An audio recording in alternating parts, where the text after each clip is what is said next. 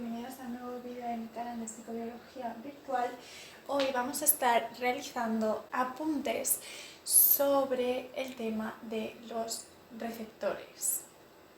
Fijaros, los receptores neuronales se encuentran tanto en nuestro terminal presináptico como en nuestro terminal postsináptico, ¿vale? Vamos a dibujar aquí mi terminal presináptico y aquí vamos a dibujar mi terminal postsináptico, ¿vale?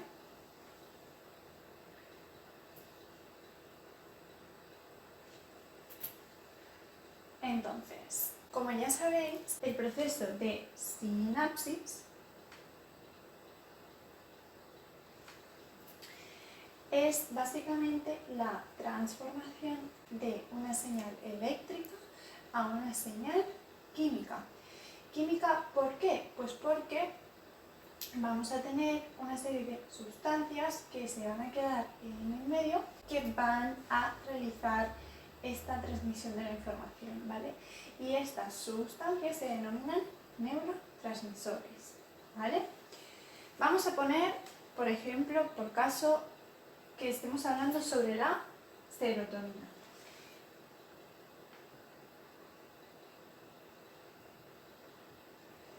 Vamos a dibujar la serotonina con una forma específica, ¿vale? Me la estoy inventando, pero es para que os hagáis una idea. Entonces, esta serotonina en el terminal presináptico se encuentra inicialmente en mis vesículas, ¿vale? Aquí tengo una serie de vesículas con moléculas de serotonina almacenadas. ¿Por qué están aquí almacenadas? Pues bien, porque mi neurona presináptica quiere estar preparada para el momento de la sinapsis, ¿vale? Como ya sabéis, la transmisión neural tiene que ser muy rápida y muy eficaz, entonces no nos podemos permitir perder tiempo esperando a la síntesis de serotonina, ¿vale? La serotonina ya está formada. Cuando se recibe la señal eléctrica en el terminal presináptico, estas vesículas se dirigen hacia la membrana plasmática, se abren al exterior y sueltan en el medio mis moléculas de serotonina, ¿vale? Entonces, estas moléculas de serotonina se van a dirigir hacia mi terminal postsináptico, ¿vale? ¿Y cómo van a interaccionar con mi terminal postsináptico? Pues van a interaccionar con la membrana, concretamente con sus receptores, ¿vale?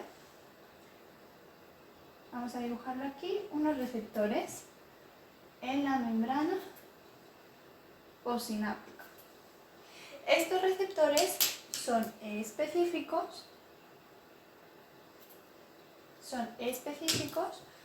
para mi molécula de serotonina. Es cierto que una misma molécula de serotonina, o sea, un mismo neurotransmisor, para que lo entendáis, puede tener, me lo vuelvo a inventar,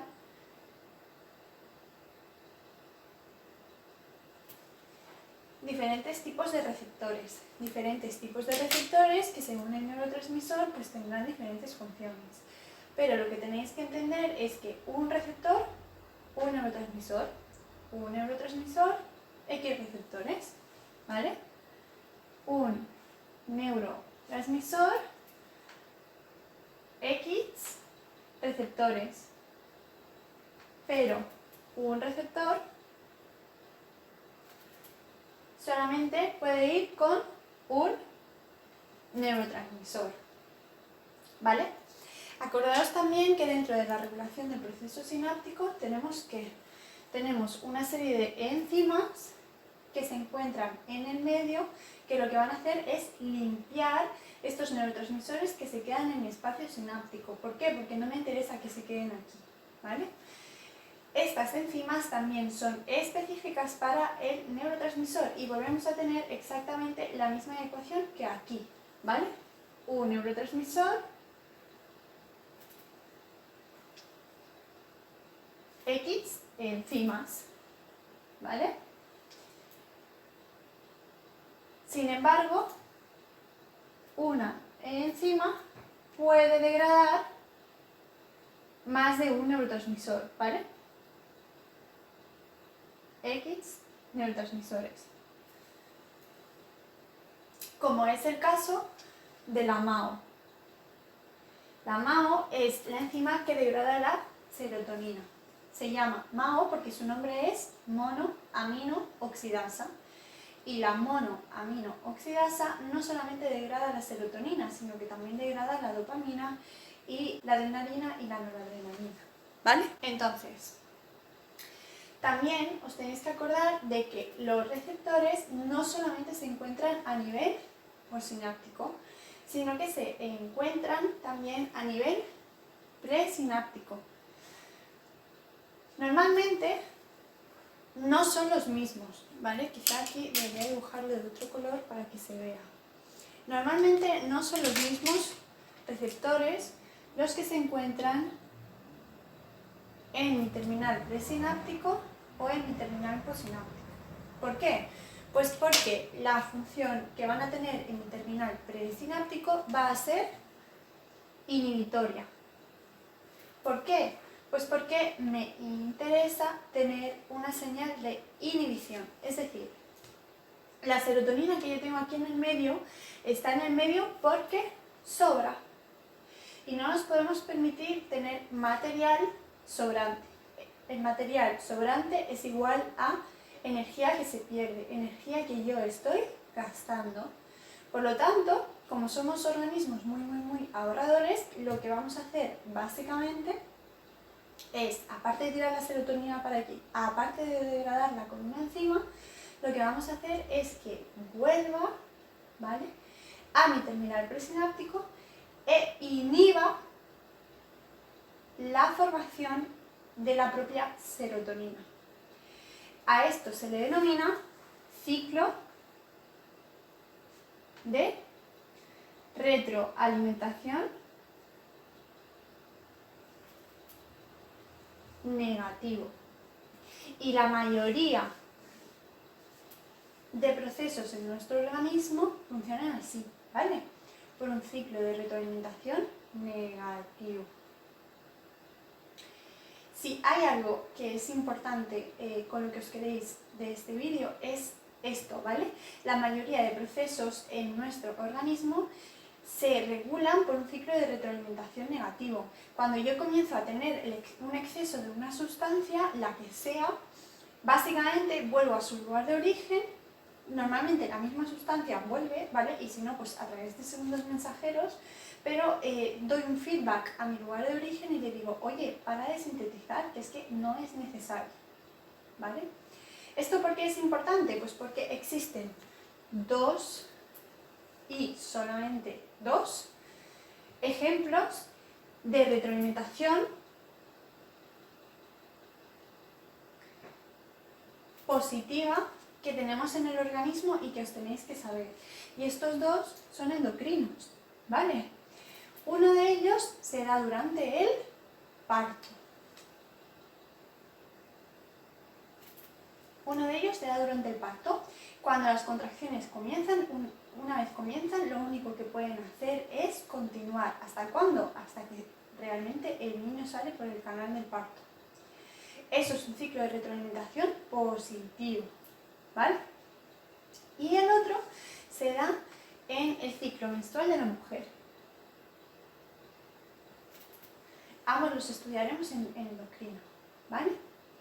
Esto para mí es lo más importante porque es básico para que entendáis cualquier proceso fisiológico del cuerpo, ¿vale? Aparte de eso, fijaros, hemos dicho, ¿vale?, que tenemos receptores aquí, receptores aquí. Los receptores postsinápticos pueden ser tanto estimuladores como inhibidores.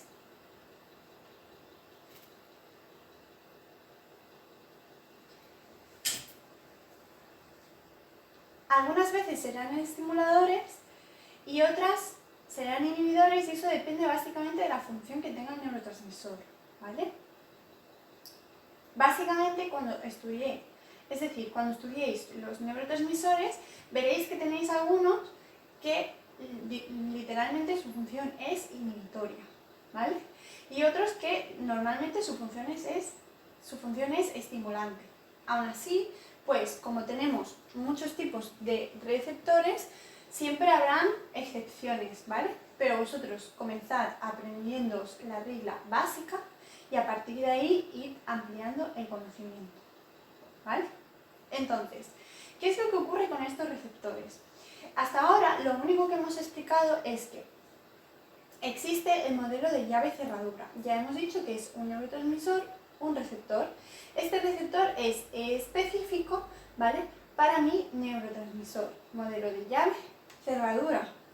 Este receptor no se va a estimular por ningún otro neurotransmisor. Pero no hemos explicado cómo ejerce su función a nivel endógeno. Es decir, cómo realmente la conexión entre estos dos puede dar lugar a una estimulación o a una inhibición en mi neurona postsináptica, ¿vale? Entonces, para poder entender eso, lo primero que vamos a hacer es ver qué dos tipos de receptores tenemos. Y esto es súper importante porque también lo vais a necesitar en endocrino. Así que estos conceptos, chicos, por favor, a fuego. Fijaros, yo tengo dos receptores, muy fácil, solamente dos.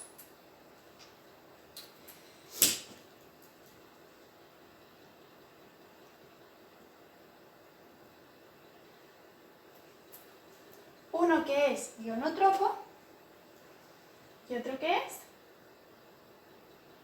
metabotrópico.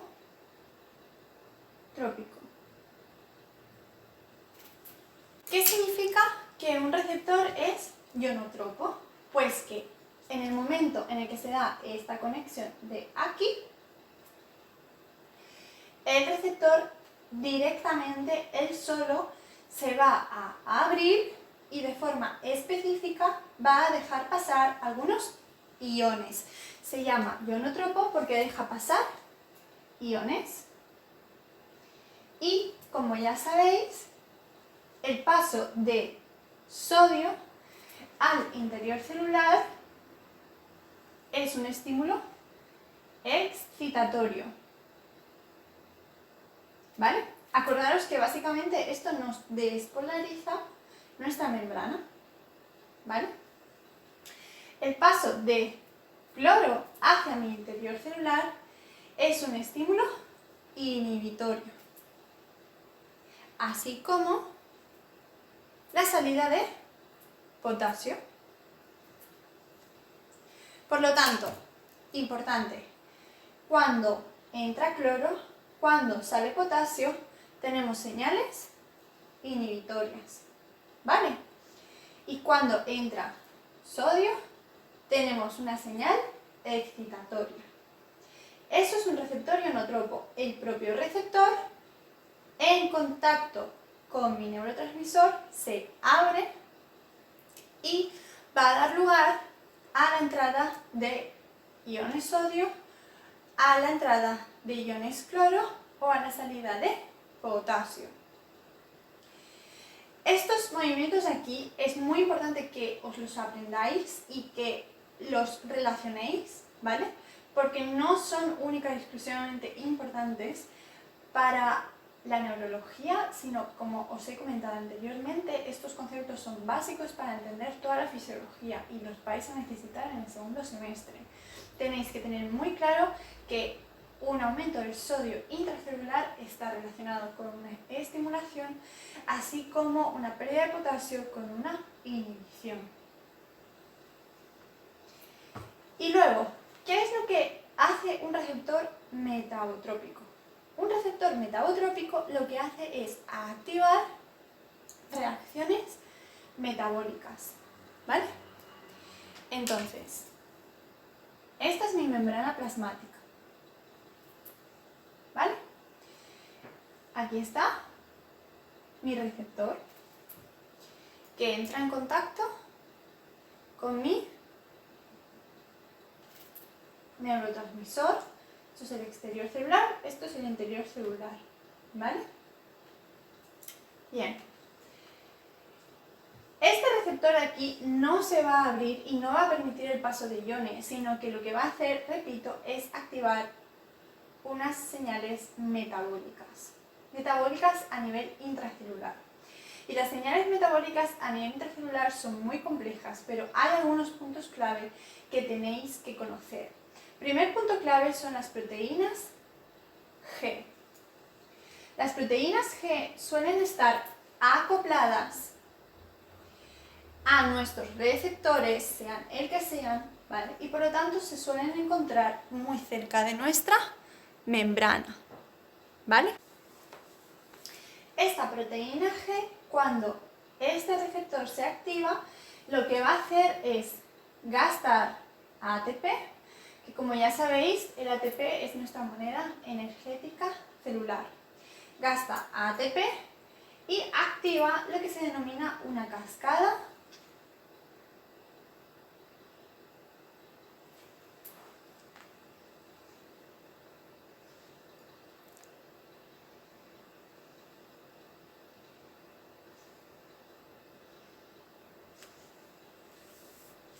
de segundos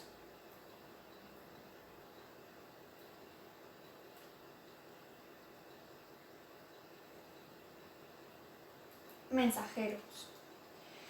Una cascada de segundos mensajeros porque, fijaros, se denomina segundos mensajeros porque no es ni el neurotransmisor que entra, ni un ion que entra, ni nada, sino que yo lo que voy a tener, ahora lo iremos comentando, ¿vale? Es todo el rato el paso, ¿vale?, de diferentes moléculas a otras moléculas. Y algunos de estos pasos, como ya os he dicho, los tenéis que saber, ¿sí? Sé que son un poco complejos a priori, pero son 4 o 5 nombres que os los aprendéis y ya está, ¿vale? El primero, la proteína G. La proteína G, como ya he dicho, está acoplada a mi receptor y en el momento en el que este receptor se activa, ella misma cambia su conformación, ¿vale? Cambia de forma, por así decirlo, se mueve y en ese momento, gastando ATP, va a activar una cascada de segundos mensajeros. Vale, por lo tanto, repetimos, ¿vale? Mi proteína G está unida a la membrana, está unida al receptor y cuando este se activa, ella cambia su conformación y gasta ATP, ¿vale? En el momento en el que gasta ATP, una de las partes de la proteína G lo que hace es irse pululando por la célula, ¿vale?, a activar otros elementos. Lo que nos interesa cuando desencadenamos una cascada de segundos mensajeros es la activación, o bueno, a veces la inhibición, pero normalmente vamos a hablar de activaciones, ¿vale? Entonces, hay una parte de esta proteína G que se va a dirigir a otras zonas. No se va a quedar enganchada en la membrana, sino que se va a dirigir a otras zonas de la célula y va a activar cosas. Os tenéis que saber, en primer lugar, la vía de la adenilato ciclasa. La adenilato ciclasa es una enzima. ¿Qué es lo que hace? Ciclar. ¿El qué? Pues ATP. ATP significa adenosin trifosfato. Es decir, que es una adenosina con 3 fosfatos. Cuando sobre este ATP actúa la adenilato ciclasa, vamos a obtener lo que se denomina AMP cíclico. AMP cíclico porque es una adenosina con un solo fosfato, monofosfato. Y además es cíclica porque cambiamos su conformación, pasa de ser lineal a ser cíclica, ¿vale? Fijaros que es súper fácil. Entonces, resumiendo, tenemos dos elementos en nuestra cascada de segundos mensajeros, ¿vale?, que actúan gastando ATP. Y aunque no os lo digan, la mayoría de procesos gastan efectivamente ATP porque es algo que nos interesa, ¿vale? Cuando veáis gasto de ATP aprendiendo sobre fisiología, tenéis que tener en cuenta que ese proceso es importante para el organismo y como nos interesa, gastamos monedas energéticas en ello, ¿vale? Siguiente, ¿qué es lo que va a hacer este AMP cíclico? Pues lo mismo, va a viajar por la célula y va a activar a otras proteínas que se denominan proteínas quinasas. A partir de hoy, súper importante, a fuego, las proteínas quinasas lo que van a hacer es fosforilar, ¿vale? Y ahora algunos de vosotros me diréis, Isabela, yo no sé qué significa eso, porque no he estudiado bioquímica o no tengo base científica. Me da igual, fosforilar es añadir un grupo fosfato. ¿A qué? A lo que sea, ¿vale? A cualquier proteína que tenga que activar en ese momento. No me interesa y no tenéis que llegar tan lejos. Lo que tenéis que entender es que esta proteína de aquí, ¿vale?, que es una carita, cuando actúa una quinasa sobre ella, es decir, cuando la fosforila, ¿qué es lo que le hace? En realidad le añade un grupo fosfato y este grupo fosfato es importante porque lo que va a hacer es activarme mi proteína, ¿vale? Este grupo fosfato es importante porque me activa mi proteína. Bien, luego vamos a analizar esta segunda parte del esquema, ¿vale? ¿Qué es lo que tenemos aquí? Volvemos a tener nuestra proteína G. Acordaros de que la proteína G se encuentra pegada a la membrana plasmática, pegada a nuestro receptor y que en el momento en el que se activa, gastando ATP, hay una pequeña parte de esta proteína G que va a circular por nuestro citoplasma, por nuestro interior celular, ¿vale? Ya hemos visto lo que puede hacer activando la adenilato ciclasa, pero ahora vamos a ver otras dos vías, las vías de las fosfolipasas, ¿vale? Por un lado tenemos la fosfolipasa C. Vamos a comenzar por esta, ¿vale? La fosfolipasa C. Cuando se activa, la fosfolipasa C es esta proteína de aquí. Es una proteína, fijaros, transmembrana, esto aquí es la membrana celular, ¿vale? Es una proteína transmembrana y que va a coger un lípido que se encuentra en mi membrana y lo va a transformar, ¿vale? Este lípido se denomina fosfatidil-inositol, ¿vale? El fosfatidil-inositol, una vez que actúa la fosfolipasa C sobre este, se degrada en dos sustancias, ¿vale? En otros dos lípidos. Uno de ellos se va a quedar en la membrana plasmática y este se denomina diacilglicerol, ¿vale? Pero otro va a salir y se va a ir por el citoplasma. ¿Hasta dónde? Hasta el retículo endoplasmático liso, ¿vale?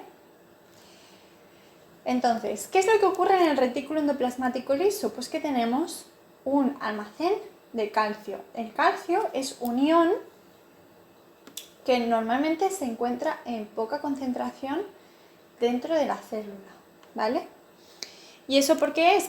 Pues porque tiene un potencial excitatorio muy elevado. Entonces tenemos que tenerlo controlado, ¿vale? Y en el caso de que tengamos ion calcio dentro de la célula, esto será importante sobre todo cuando veamos los sistemas musculares, se encontrará retenido dentro del retículo endoplasmático liso. Repito esto, dentro del retículo endoplasmático liso se encuentra el calcio. Entonces, esta molécula de fosfatidil trifosfato, que proviene de mi fosfatidilinosinol, que lo ha degradado la fosfolipasa C, ¿vale? Esta molécula de aquí lo que hace es activar el canal de calcio que va a permitir la salida de calcio. Y hemos dicho que este calcio es muy excitador, ¿vale? Básicamente veremos este proceso de aquí, como ya os he comentado, en procesos neuromusculares, ¿sí? Pero en general, al final lo que os tenéis que saber es que la fosfolipasa C activa la salida de calcio a partir del retículo endoplasmático liso y por lo tanto produce una activación, una excitación celular, ¿vale? ¿A través de qué? Pues a través de 1000 cosas, ¿vale? Por eso se llama cadena de segundos mensajeros. Porque fijaros, primero teníamos un receptor, que ya aquí ni siquiera lo hemos dibujado, luego una proteína G, luego una fosfolipasa C, que luego activa un fosfatidilinositol, que luego no sé qué, que luego no sé cuántos, ¿vale? Por eso se denomina cascada de segundos mensajeros, porque vamos haciendo toda una serie de pasos y al final eso tiene una repercusión o bien excitatoria o bien inhibitoria sobre la célula, ¿vale? Y por último, lo que vamos a ver es que esta proteína G también puede activar otra fosfolipasa que denominaremos fosfolipasa A. La fosfolipasa A su vez, lo que va a hacer es liberar el ácido araquidónico. El ácido araquidónico es un lípido súper importante, ¿vale? El ácido araquidónico es un lípido que también se encuentra a nivel de nuestra membrana, pero cuando actúa la fosfolipasa A sobre él es liberado al citosol. Entonces, ¿por qué es muy importante? Pues porque este ácido araquidónico, por una serie de reacciones que no os tenéis que saber, va a transformarse en unas sustancias que se denominan eicosanoides. Los eicosanoides son diversos y tienen funciones muy importantes para nuestro organismo, ¿vale? ¿Cómo se van a formar estos eicosanoides a partir del ácido araquidónico? A partir de otras 3 enzimas, ¿vale? La COX, las lipoxigenasas y el citocromo P450. El citocromo P450 va a tener importancia sobre todo a nivel hepático, así que ahora mismo no vamos a hablar sobre él. Las lipoxigenasas tampoco vamos a hablar demasiado sobre ellas. De lo que sí que me gustaría que os acordaseis es de la COX. La COX es una enzima que produce prostaglandinas, tromboxano y leucotrienos. ¿Y por qué es importante? Pues porque los AINES, es decir, el ibuprofeno y fármacos por el estilo, lo que hacen es inhibir esta enzima de aquí. Por lo tanto, si un ibuprofeno inhibe esta enzima, ya os podéis imaginar un poquito cuáles son sus acciones, ¿vale? ¿Cuándo os tomáis un ibuprofeno? Bueno, pues cuando tenéis una pequeña inflamación, ¿vale? Cuando tenéis algún proceso. ¿Por qué? Pues porque un ibuprofeno, ¿qué es? Es un antiinflamatorio. Las sustancias que yo acabo de nombrar, las prostaglandinas, el tromboxano y los leucotrienos, en general son sustancias proinflamatorias, ¿vale? Las prostaglandinas son están literalmente relacionadas con la inflamación. El tromboxano básicamente lo que hace es ayudar a la agregación plaquetaria, ¿vale? Por ejemplo, si nos hemos cortado, pues eso ayuda a parar la sangre. Y luego los leucotrienos son unas sustancias que utilizan nuestras células sanguíneas, en concreto nuestras células inmunitarias, para comunicarse entre ellas. Entonces, si yo tengo un aumento de los leucotrienos, por ende voy a tener también un aumento de la actividad de mis células inmunitarias, ¿vale? Repito, la COX está inhibida por los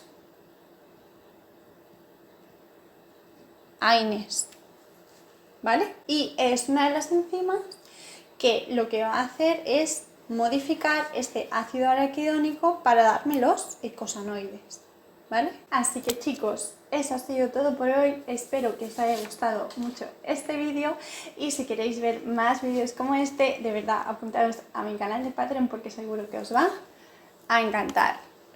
Muchas gracias y nos vemos muy pronto en el siguiente vídeo.